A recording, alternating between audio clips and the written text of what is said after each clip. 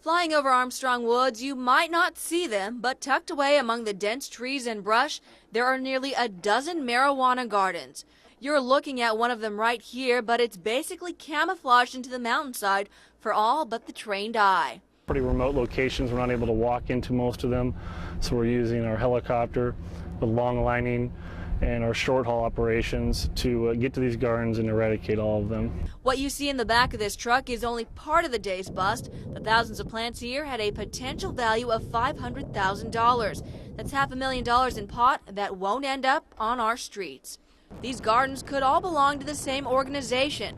Officers are scouring clues for exactly who is responsible. We're looking for paperwork.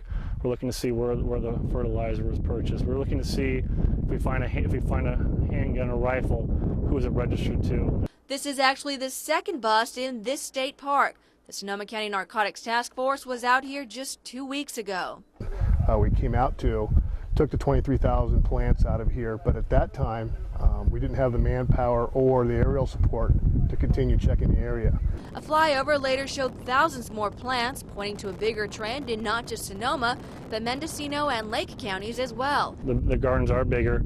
They're just more prolific. They're putting more gardens in. Higher stakes puts these officers at greater risk. Booby traps were more of a thing during the 1980s, but nowadays it's just everyone has a shotgun, a rifle, pistol. Everyone's got some kind of weapon on them. And there is perhaps a greater danger for the public because more and more marijuana growers are using land hikers and hunters trek across.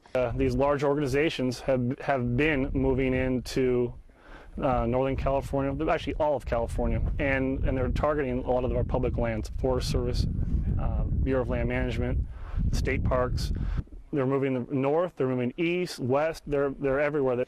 Everywhere means that a garden like this one found last week could end up in your path.